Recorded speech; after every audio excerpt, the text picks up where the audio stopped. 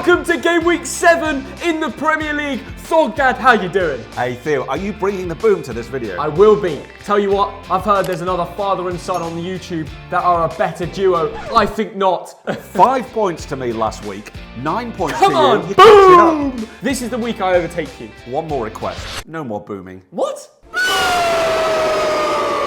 Crystal Palace against Liverpool is 18th against first. Two teams at opposite ends of the table. Now, Crystal Palace's record against Liverpool, pretty bad. No. Only won one of the last 14. But this fixture, Theo, is really weird because it's normally won by the away team. Yeah, I tell you what, Crystal Palace have not been bringing the boom recently. They're still winless in the tournament, which is not good enough. Oliver Glasner has had a very different start to the season, how he ended the Premier League last year. And yeah, of course, losing Michael Elise will play a factor, but Nketiah at right wing, is that really going to do it justice? For me, it's not good enough. Very tough one, this, because the last 9 times Liverpool have been to Selhurst Park, they've won 8 and drawn 1, Theo. They're top of the table. They're looking good. They've only conceded 2 goals all season. Onslaught is playing ridiculous football. They're even winning the Champions League as they did against Bologna. Mo Salah has now got 3 goals in a row. He's on fire. He's bringing the boom for sure. Luis Diaz, even Darwin Nunez. I think he's the sort of player that Onslaught is developing. And under his wing, I can see him getting a good amount of goals this season. Game time is what he's needed. And with Luis Diaz on one side, Salah on the other, they're going to win this fixture 2-0. Crystal Palace, I'm sorry. I can't even see you scoring right now. Wow, I think Liverpool are the most exciting team going forward. Although having said that, they only won 2-1 narrowly against Wolves last week. But they've got 5 wins in a row in the last 12 days. Lots of fixtures, lots of wins. It's what he needs. Crystal Palace 1, Liverpool 3. Arsenal against Southampton is 3rd against 19th. 2 more teams with very differing fortunes there. Now, Arsenal's record against Southampton, brilliant. 1-19, drawn 9 of the last 28. Surely this is a massive home win. Yeah, Arteta doesn't need a chicken bake to get a win. He's on fire. I was even at the PSG home game. Havertz and Saka, boom!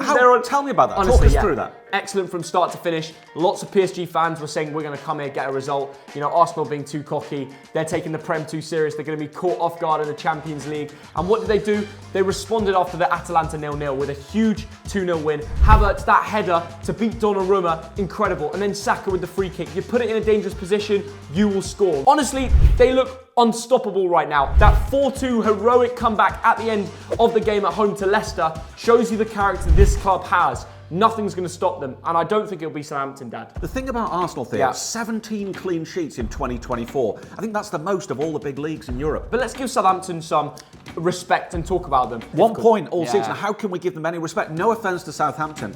This is the worst possible game. But we've got to talk about them. It's not good enough, actually. It's the worst start they've had in their first 6 games ever in the Premier League. Russell Martin said he didn't even recognise the team when they lost 3-1 to the Cherries most recently. It's not looking good at all, and they've not won at the Emirates since 1987. The chances are slim. That's why I'm predicting Arsenal to win 3-0, and I think Havertz could score again. Do you know what? I'm just going to shake your hand on that one and go 3-0, but it could be 4 or 5. Brentford against Wolverhampton Wanderers is 12th against 20th. This is a ground that Wolves have actually enjoyed in recent seasons there. The last 6 games here, won 3 and drawn 3, but all we know is that Brentford will score in the first 60 seconds. I don't know how they keep doing it. No Premier League team has ever scored within the first minute in 3 consecutive matches. If they make it 4, I mean, what do Wolves defenders think for the first 60 seconds of the game? I know, and Mbeumo, he's scored again. He's looking good, isn't he, Theo? Good replacement for Ivan Toney. Yeah, Wissa and Mbeumo have been brilliant. The problem is, you take away those 3 goals they've scored in the first minute, they've actually got pretty poor head-to-head form. It's not actually that good. It's the worst start they've had in previous years. 7 points from 6 games. That's going to not make Thomas Frank happy. They have to win this game, don't they, Dad? They do. They've got the worst defence in the league. 16 goals conceded. The manager, Gary O'Neill, he must be under threat, his job. You look at their away record. Last 10 games, drawn 3 and lost 7. And lots of Wolves fans roasted me for saying that they'd get relegated this year in my predictions. Yeah. I stand by it. You lost Max Kilman, you lost Pedro Neto, and right now, players like Hwang Ki-chan, who, for example, when they won this fixture 4-1 last year at Brentford Stadium, Hwang Ki-chan scored a double. He's not scored in about 10 matches. Having said all of that, Theo, I think this is going to be a fairly close game, and it might be a sort of a late goal that decides it. I'm going to go Brentford 2, Wolves 1. If Wolves don't win, it's going to be the worst start they've had since 03-04, which is crazy to think. With Mbeumo and Wissa scoring as they have recently, they're both going to get a goal each. 2-0 Brentford. Manchester City against Fulham, 2nd against 6th. 2 teams, Theo, in European places. Now, you expect that of Man City, but Fulham, what a season. Man City could break a little bit of a record here. They've gone 49 home games undefeated. They could make it 50. That's very rare, isn't it? It's sad to think that the Premier League has become so easy for one team and the rest are struggling. As a Bolton fan, it's nice to see a title race going on with other clubs. Yes. Because seeing City win 5 in a row, it might as well be the Croatian league with Dinamo Zagreb. We might as well be in Slovakia with Slovan Bratislava. They are going to have to beat Fulham here if they want to keep up with Liverpool and Arsenal, because they're right up their sleeve more than ever, aren't they, Thogdad? Players like Rico Lewis are now regular in the squad. He's got 2 assists in the last 3 matches. Haaland's had a couple games where he's not actually scored. Inter was one of them, and more recently against Newcastle. Who's going to be the man at Fulham at home? Do you know what? It could be Jeremy Doku. You know how much of a fan I am of him. I want to see him have more game time. Of course, Phil Foden. He needs to start more often. Foden got a goal in Slovan Bratislava away. Doku got an assist. So you're definitely on the right board with those sort of players. But let's give some respect to Fulham. Marco Silva has got 6 points against Forest and Newcastle. Amazing. Forest was away too. Theo, brilliant. Fulham are unbeaten in 5 games. That used to be a bit of a home side only, but they're getting better on their travels. Having said that, the last 16 games against Man City, all defeats. So, I mean, the smart money is on a big Man City win. It's a question of how many. Let's be honest, the Etihad right now, we'd be stupid to say anything else. Want to put respect on the Mexican striker, Raul Jimenez, because after that big injury he had, he never looked like he'd be the same player.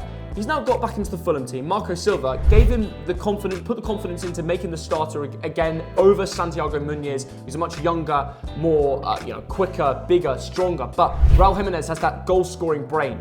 And the last 3 games, he's scored 3 goals. I just can't see him scoring at City away. This is going to be a 3-0 win, and I can see Doku being involved. They really should win this. I'm going to go for a 3-1 win. West Ham United against Ipswich Town is 14th against 15th. And let's talk about West Ham, Theo, because Julian Lopetegui, we expected a lot more from the Hammers, didn't we, this season? But I think they've lost all 3 home games. Business and no results. Of course, when you have a lot of new players, it's not going to work instantly, but it's simply not good enough for Julian Lopetegui. 1 win out of 9 games at London Stadium, that's embarrassing. It is, Theo, and they're up against an Ipswich side who'll have a little bit of confidence because they've drawn 4 games this season out of 6. That ain't bad. What I'm worried about with Ipswich is they don't win enough in the top flight. Last 19 games in the top flight, they've only won 1. You've got to win 8, 9, 10 games to stay up, full stop. I'll say this about Ipswich. They've got a plan in place, and it's working. Liam Delap with the brace, they've got a style of play, and yes, the results haven't come immediately, but I do genuinely believe over the next few months, they are going to get enough wins to survive in this league. And they will break the record, they will break the curse of the newcomers in the Premier League being able to stay up, because right now it seems to be every 3 that go up, they go straight back down. I think they'll break that. And being the manager to do that shows you how skilled he is. McKenna, I believe in him. And maybe I won't predict Ipswich to win this game away at West Ham, but I love what they're doing. I can see more coming from players like Jack Clark, Liam Delap, Amari Hutchinson. Ipswich fans, you should be very excited. Calvin Phillips, what a really good addition that is to the Ipswich side there. And it was only because of some kamikaze defending that they didn't win that game. It'll be a very close game, very low scoring. A 0-0 or a 1-1 will not surprise me, but I'm going to go West Ham United 1, Ipswich 0. I'm going to say a West Ham win 2, Ipswich 1. 2-1 win, 1-0. Let's see. Leicester City against AFC Bournemouth is 17th against 11th. 2 teams really who've got to look at survival, haven't they, before anything else this season. Leicester City, winless this season, but they're scoring goals. Steve Cooper handled another defeat away at Arsenal, and do you know what? They showed great character to get back into that game. Nobody expected it. James Justin with a 16-minute brace, and then they went on to lose with 2 goals in extra time. It's going to be difficult for Steve Cooper to ever win over these fans as a previously Forest manager. They're winless now in 6.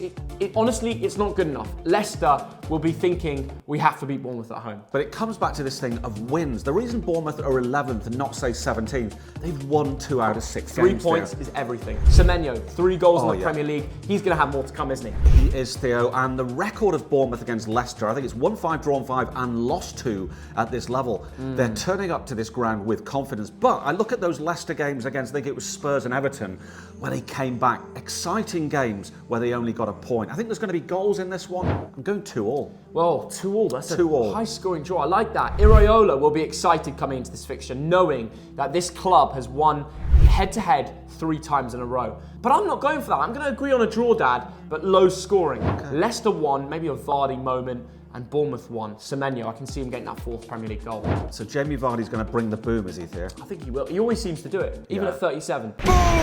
Everton against Newcastle United is 16th against 7th, and at last we've got some positivity on and off the pitch at Goodison Park. Off the pitch, the takeover is happening. On the pitch, they beat Crystal Palace. Yeah, 4 points in 2 games now. It's definitely a turn. I think the players deserve a double chocolate cookie if they could beat Newcastle. It's looking good. Players like McNeil with that brace last week. How good was he? Brilliant. Yeah. Interestingly, the last time they played Newcastle, Dad, do you remember what happened? They beat them 3-0 at home. Yeah. In that game, we're talking about McNeil. He got a goal and assist. He should be the man to do it again. Well, the thing about Newcastle at this ground, I think it's 3 wins in 20 goals. What we've forgotten about Everton is they're a really good home side. Last 8 games, they've won 6 of them, Theo. Yeah, because of that bad stretch that everyone was talking about, you kind of forget that they're so good at home. You do. But can they beat Newcastle? We can't forget the Geordies are having the best start they've had since 2011-12 campaign, which is weird because they've done it quietly, picking up 11 points. Bruno Guimaraes, even Lewis Hall did very well last match, and they just held City to a draw at home, which is massive. Not many teams can do that. The problem is for them, they've got a very bad record at Goodison Park. They've won 3 games there from the last 20. You look at the squads on paper, Theo. Newcastle have got the best squad. I think overall, Everton have got home advantage. They're confident now. A 1-1 draw. Wow. The last 8 times they've faced, 7 of them have had over 2.5 goals, which goes against your predictions. And goes with mine because I'm going for a 2-2 draw. Aston Villa against Manchester United is 5th against 13th. You've got the Champions League hopefuls against Manchester United, Theo. Can't believe you said that. Weird, isn't it? I mean, you look at Unai Emery's record since he's been manager. Sure. Aston Villa at home are a top 4 club. They win 2 out of 3 games. Last night, I was at Villa Park. I watched John Duran score the winner against Bayern flipping Munich. They did it in 82. They've done it in 24. I watched Heritage. Mate, the place erupted. And it's very hard to go to Villa Park. Yes. Whoever you are. You could be a 6-time European winner. You could be Manchester United. Now, you're not going to be favourites. If United lose this game, I can see Ten Hag potentially being sacked. Because the loss might not just be by 1 goal. It could be by 2 or 3. And if it's not Watkins, it could be Duran. If it's not Duran, it could be Leon Bailey. It could be... There's so many options going forward. Unai Emery has figured it out. They're very high press. They're attacking. And you know what? If you get a chance, good luck getting past Emi Martinez. Villa are excellent right now. And the flip side of that, Manchester United were woeful. We all saw that game against Spurs. And the one moment I keep thinking about here was when Marcus Rashford overran the ball and he didn't put a tackle in. I saw it at the time, and that led to a Spurs Wingers, goal. Half the job is the defensive. Half the job is tracking back, helping the fullback out. As a right back, I've dealt with Eden Hazard, and I can tell you the most annoying thing is when that right winger thinks, I'm just a winger, I don't have to track back and help out. All of a sudden, it's impossible. Simply embarrassing. And yes, it did cost them a goal. And it could cost them another here. Now, Theo, can you explain this next statistic? The last 25 times Villa have played at home against United, they've only won once. Wow. Now, is that a historical thing or some sort of voodoo? It's a very different Villa now, Dad. And look, I asked Nathan Dorr, I need help with a prediction. Nathan Dorr told me Aston Villa 2, Manchester United 1. Wow. So bear that in mind for my prediction. So that is the score on the Nathan Dorrs. McSaw scored an 86th minute winner the last time at Villa Park they played this fixture. He's now at Napoli. Yeah. By the way, what a terrible sale that was. Why did you let him go? Aston Villa 2, Manchester United 1. I'm just going to shake your hand and agree. Chelsea against Nottingham Forest is 4th against 10th. 2 teams who've got to be very happy with their form this season. Starting with Chelsea, Theo, 13 points in 5 games. They are the form team of the whole league. Cole Palmer again. Oh, you're not doing it now. Everyone's doing it. Come on. I don't do it very well. Dad, you're not very cold. Theo, the other day, we joked about this, didn't we? Leo Messi was compared to Cole Palmer all the other way around, and we laughed about it. I said the nearest thing to Messi nowadays is Lamine Yamal, and then you look around and think from the new generation, Mbappe's too old, I'm talking younger. I'd go Palmer. I mean, I don't know someone who can win you a game like that, who's English.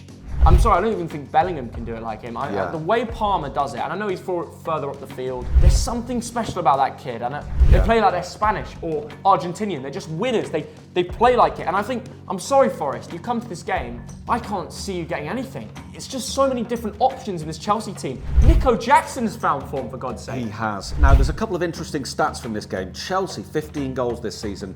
They are the highest scorers in the division. Yeah. But Nottingham Forest here have only conceded 5. That's the second best defence. Okay. And if you have a good defence like that, you can push for Europe. Chelsea now scored 12 goals in 3 games, the last 3, amazing. Maresca is running it up. Now, you said, Thogdad, in Premier League predictions, at the start of the season, everyone was worried about how much they were spending, that they could win the Premier League. Yes. Do you stand by that? I stand by that. Now that Rodri is injured for Man City, Liverpool, Arsenal and Chelsea can all win the Premier League. 4-horse race. One thing I was impressed with last week, Theo, you predicted that Fulham would beat Forest away. You were right. It was one of the weirdest calls that I've ever done. I just had belief after they beat Newcastle. Yes. And they got the job done, didn't they? One thing that I did also notice on my little Thogden facts is that Forest have won 6 of the last 7 away games, and you wouldn't expect that. Nuno Espirito Santo loves travelling. A lot of people would look at this fixture and think 3-0, 4-0, 2-0 for me. I think Chelsea will win it. I think they're the better team, but they might be frustrated. Might be 0-0 at half time. Elanga, if you're watching this, do my celebration. The goggles, bring it back. Come on. I think Jimenez did that last week. No! I think he did. Jimenez has been watching predictions. I think he's been watching this, yeah. Having said all that, I think Forest will score once, but Chelsea will come in with 3. Palmer goal and assist. He's going to do it again. And finally, Brighton and Hove Albion against Tottenham Hotspur is 9th against 8th. This is a fixture, Theo, that is almost never a draw. But Brighton have drawn 3 of the last 4, so what's happening? Well, it wasn't near a draw last season when Brighton thumped Spurs 4-2.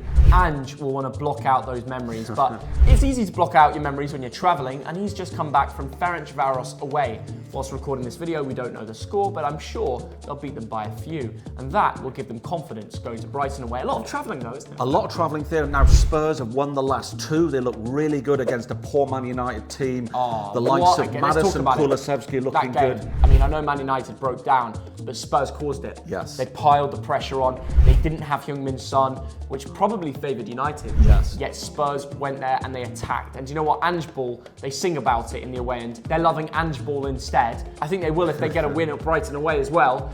It's all about Kulusevski. Brennan Johnson in the form of his life. Brennan, brilliant. The whole squad working together. Udogie, Mickey van der Ven making those runs from centre-back. Absolutely sensational run. I love that midfield. I love Kulusevski in there. I love Bentancur in there. The one slight Achilles heel, Timo Werner, can't finish his dinner. But his pace stretches out the team. But if you can't add something, score at the end of it, just learn how to lob that ball over the outrushing goalkeeper. But it makes defenders tired. And even when Timo Werner doesn't get goals and assists, he contributes to the team overall. Let's talk about Brighton, Dad. They've just brought in Rutter as a new signing from Leeds. He got a goal 7 minutes in last week, but they lost that game and it's not been good enough. And the problem is clearly conceding goals. 8 in 3 matches. How do they fix that? Do you know what, Theo? They are desperate for a win, and this is the wrong time to play Spurs. I think overall, I'm so impressed by the football Spurs score. If they score a goal early here, this could be like a 3-1 or a 4-2 win. They won this fixture 4-2 last year. Yes. And João Pedro got a brace. Now he's injured. That's a massive blow, isn't it? You know what? I'm going to go Brighton 1, Spurs 2. I'm going to go with form. Well, they've got no Premier League wins in 4, Brighton. And I don't think they will get one here. I'm going to go for a high-scoring draw. Wow. Brighton 2, Tottenham 2. And I'm just banking on the fact that Spurs are doing a lot of travelling recently. Yeah. So Brighton should turn up with something, draw or a win. You know, for their fans, let's see what happens. Right, because we are your favourite father and son duo, I would like 5,000 likes, and you know what that's going to bring? What's that going to do? The boom. Oh, what you do? Boom! Smash the like. See you in a bit, guys.